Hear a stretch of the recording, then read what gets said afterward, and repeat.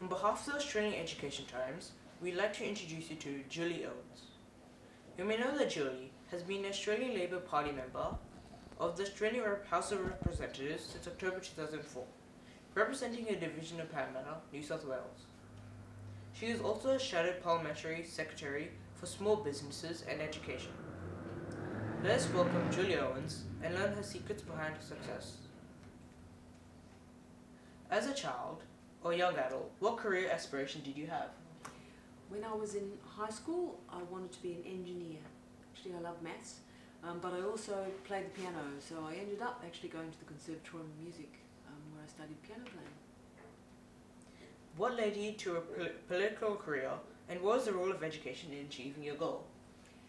I've always been interested in politics since I was quite young, but I didn't really sort of have a goal of being a member of Parliament until I was older, and they asked me to run, and so I did.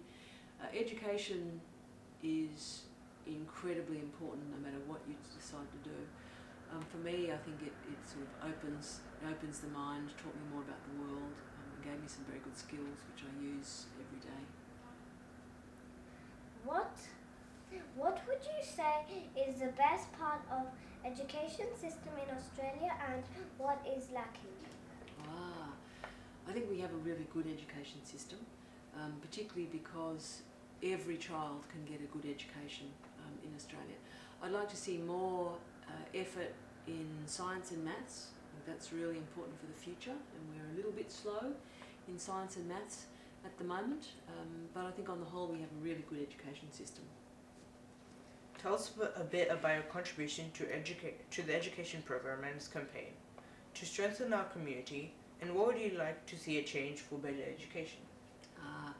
We worked really hard when we were in government on trying to increase the funding for schools, and particularly where in disadvantaged areas, because we found that children from poorer families weren't getting the same opportunities as children from better off families. So we tried to find ways to make sure that the money went where it was most needed. I think that was good work. It's a bit on hold at the moment while the new government works out what they're going to do. For me, I think the next thing would be really young children. I think that time from when a child is born until they're about 4 or 5 years old is really important, because that's when they learn so much. They learn all about language, and they learn to read, and they learn numbers, and they learn to count. So I think we've still got a lot of work to do there, so that when a child arrives at school, they're better prepared for school.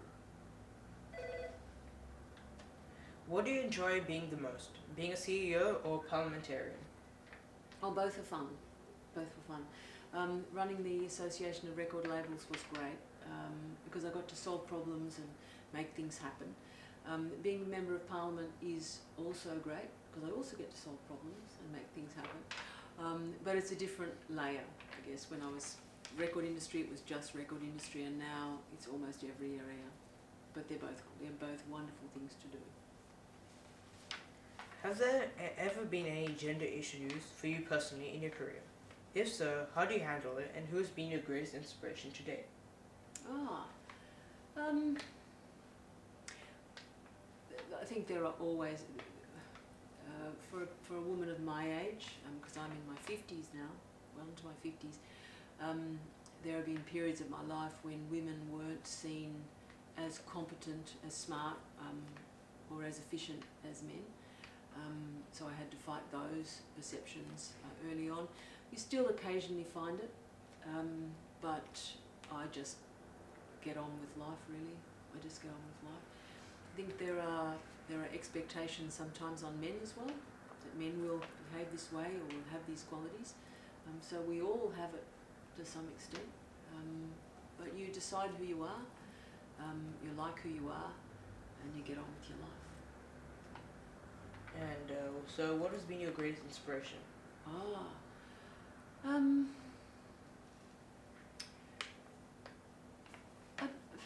don't think there's a single person that inspires me more than others.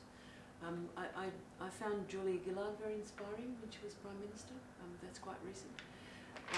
My mum is pretty special. My mum is a very smart woman who knows how to be happy. And that's one of the most important things in life, is knowing how to be a happy person. So my mum was quite an inspiration to me as well. On your road to success, is there any decision you made or had to make where you were reluctant to take and regretted afterwards?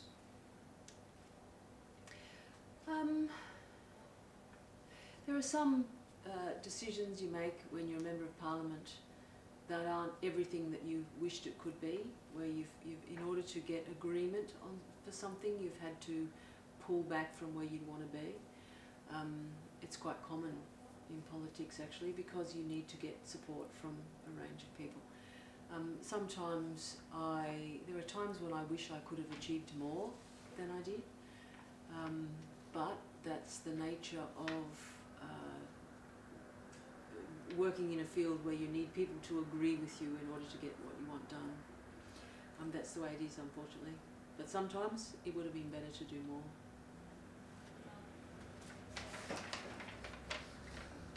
Which one would you say is the most important ability a leader should have, and what are the key factors required to be successful?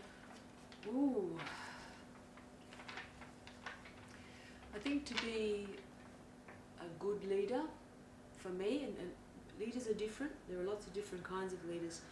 For me, to be a good leader, you need to be able to take people with you, and you need to be able to fairly share the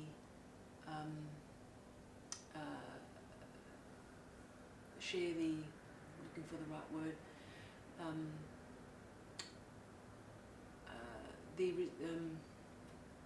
I might have to answer this question again. I can't think of the word.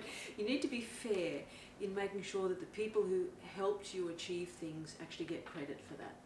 So I think you need to bring people with you, and you need to give credit where credit's due. I think those are the most important two things for a leader. Most leaders don't do things on their own, by the way. Most people, if they manage to achieve something, there will be many people that help them do that. So when you see one person getting the credit, you should always consider that there's probably lots of others that did the work as well. And sometimes it might be a little thing, sometimes it might be a little tiny thing you did, but you still should get to be part of it. What is a typical day like for Julie Owens? Oh, very long, very long. Usually I get up early in the morning, like 5:30, so I can do some exercise, like this. I ride my bike or I run, and then I come into work at about 8 or 8:30, and I will usually have meetings or appointments or work all day until about 5:30, and then I start going to events at night. So then I might go to 2 events in the evening as well, so I get home maybe 10 o'clock. So they're very, very long days with lots of different things in them. Lots of people that care about different things, people that care about education, people that care about health, people that care about their soccer club or their school. So it's a really interesting but long day. What advice or words of wisdom would you give to our readers planning their career? You will spend a lot of time at work, so choose something you like doing that makes you happy.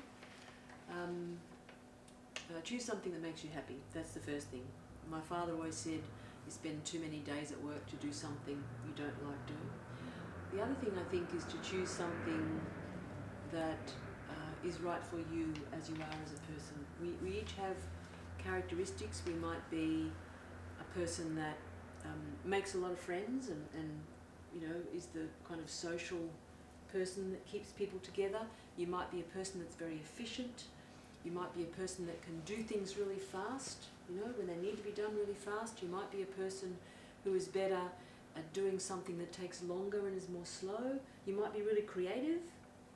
You might be really fussy about things and like detail. You might have all these different characteristics, and you should try and find a job which actually makes the best out of who you are, so that the things that are in you make you stronger and you build on them. So pick something you're good at and pick something you love. Thank you very much for answering our questions, Julie. I am sure our readers and listeners will be very much inspired and motivated from your success story and advice. We would like to thank you on behalf of the Australian Education Times for taking the time to talk with us today. We wish you all the best of luck with your work and your future goals. Thank you very much. Nice to meet you. Thank you very much.